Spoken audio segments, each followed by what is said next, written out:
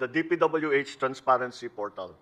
And ito ay isang sistema na ating binuo upang kahit sino, hindi kailangan opisyal, kahit sino na kung nais nilang maghanap na impormasyon tungkol sa isang project, tungkol sa project dun sa kanilang lugar, ay maaari nilang gawin.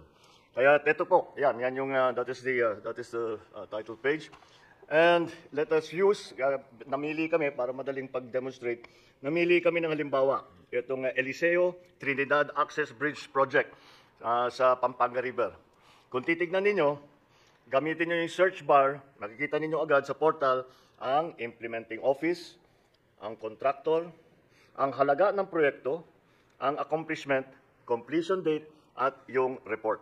At agad-agad, kung meron kayong tanong, may issue, tungkol sa proyektong yan, pwede ninyong pindutin ang report. Yan. Kung saan maaari ninyong itag ang proyektong bilang completed, defective, duplicate, unfinished, o ghost. Kung hindi naman, pwede ninyong makita ang ibang impormasyon pa tungkol sa proyekto tulad ng location data, kung nasaan, pati may lagay natin sa mapa, ang location data, map view, at saka yung eksaktong location ng proyekto.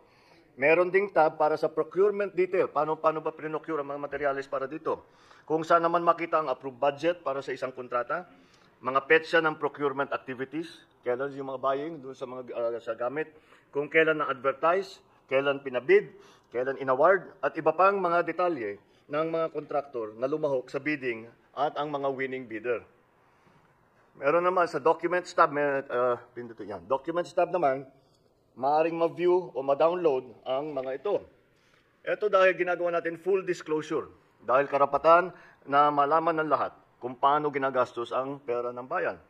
Bawat proyekto, merong geotag na photo. Saan yung photo? Yan.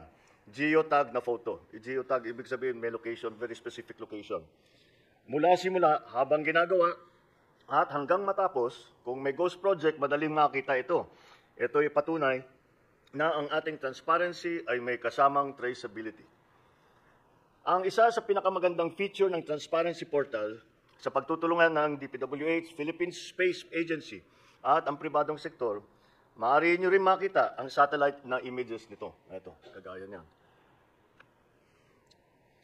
Tiyakin natin na kung may makitang hindi tama o labag sa batas, aksyonan natin kaagad. Lalong-lalo na pag ito ay naituro sa atin ng ating mga kababayan.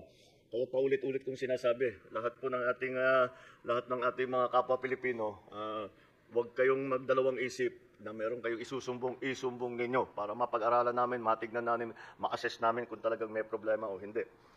Para naman mas madali ang pagtatanong, meron tayong AI, gumagamit na tayo ng AI assistant, na sasagot sa inyong specific queries sa Pilipino man o sa English. Dinisenyo ito para makatiyak na kahit hindi ka techie, kahit hindi ka technical, madaling ayusin ito. English at saka Pinoy at saka Tagalog, pwedeng gamitin ito. Halimbawa, gusto mong malaman ang mga proyekto kontrabaha sa Kupang, Muntinlupa. Tutulungan tayo ng AI ng portal na makalap ng lahat ng informasyon tungkol sa barangay na ito sa Muntinlupa. Kagaya niyan. Hindi. Ito. Dito nasa kanan. Ayun. Alright. Kung halimbawa naman, kayo interesado sa mga proyekto, ipapabid pa lang. Available naman sa portal na ito ang live streaming ng lahat ng ongoing procurement activities ng DPWH. Nag-live na ba tayo dito sa, ayan na. Kakasimula lang nito kaya tinatanong ko kung nag-live na nga. Ayan, yung pwedeng manood sa mismong bidding process. Gaya na lamang ng mga proyekto ito ng DPWH sa NCR na kasalukuyan ay pinapabid ngayong araw. Ito na nga. Pinapabid ngayong araw, ididirekta tayo ng portal sa page kung saan maaari ninyong mapanood live ang bidding process. Ito mas komprehensibo sa ating Sumbong sa Pangulo website dahil talagang napakarami na ang informasyon. Ang Transparency Portal ay hindi lang isang website. Ito ay isang pangako. Ito ay isang sagot na digital na pader laban sa korupsyon ay magpapatibay sa ating paniniwala. Ang pamahalaan bukas, tapat at nakikinig sa sambayanan.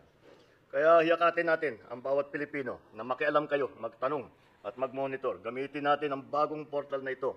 Magkasama natin itayo ang isang bagong Pilipinas mas maayos, mas matibay na infrastruktura at buo ang tiwala ng tao sa kanilang pamahalaan.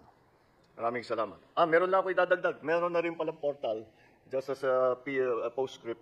Meron na rin ganito ang SSS at saka ng PhilHealth. Kaka-report ng DICT sa akin. So that is one of the reforms na nanggaling sa aming natutunan sa experience na ito, sa kakaimbestiga, sa kakahanap sa mga proyekto na flood control na talagang maraming problema. Kaya sa aking palagay, alam nyo, the sunlight is the best medicine. So open everything up to the sunlight because the people need to know. I hope that this will satisfy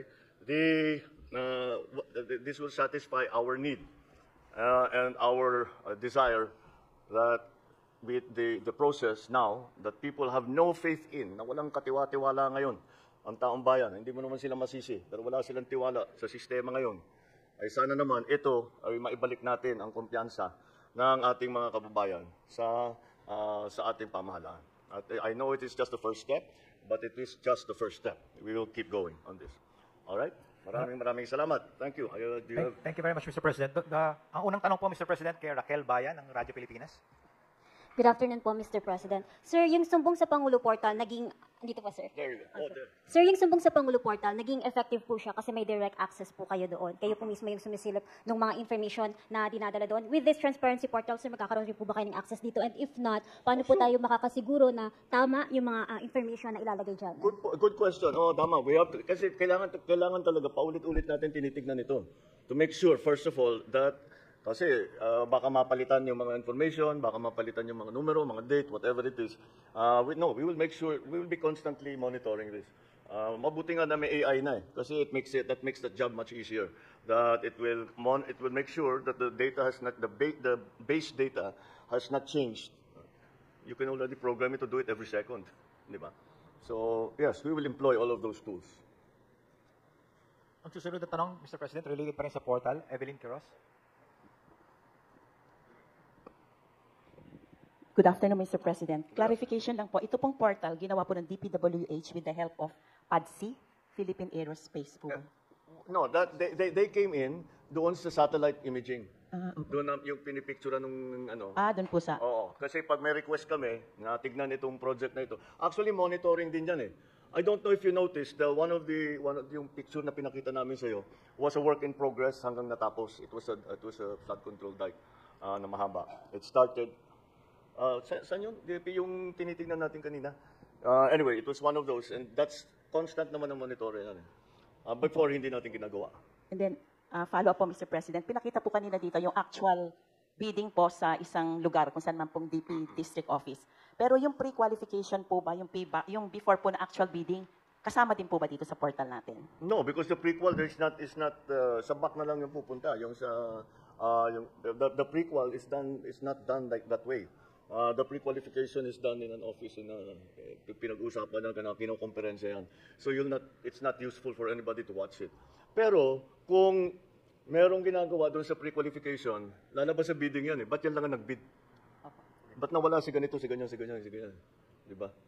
Lalabas at lalabas yan eh. Mr. President, Baka last question na lang po. Sure. Yung pong sinabi nyo kanina, nag-start po yung from anong agency, how much, sino po yung contractor, yung pang hanggang sa matapos, meron po tayong picture from start to finish. Pero na-consider din po ba ng DPWH na? Kasi po ito pong na-file natin ng mga cases sa Sandigan Bayan, kasama po sa mga initial na warrant of arrest, yung po sa mga district offices na mga chief ng planning, sila po yung nag-review or tumitingin pong actual sa mga project. Kasama po ba yun na kinonsider din po na pwedeng private na lang po yung para mga PMO na ginagawa ng mga private offices po. Anong, Kung pwede. again, hindi ko naintindihan. Kasi po ngayon, bawat district po, meron po tayong tinatawag na hepe ng planning, Sure. ano Oo. po yun, Oo. secretary. Oo. Sila po yung titingin kung ano po yung actual. Eh, yun nga po, dito nga po nagka-problema, hindi ho ba napapalusot? Na-consider po ba, or pwede po ba natin i-consider na magkaroon ng private mga engineers, yung mga PMO na tinatawag po? Para maiwasan po yung maulit ito. Kasi po ang purpose po natin ay maiwasan to, ma-resolve. So, pwede po bang ma-consider yun? Kasi po sa private, yun po ang alam kong ginagawa, Mr. President. Oo nga. Thank you po. Third party? Pwede. Third party inspector? If that's what's necessary, I just hope it doesn't. Basta hindi patagalin yung proseso, bakit hindi? Who will pay for it? Thank you, Mr. President. The next question.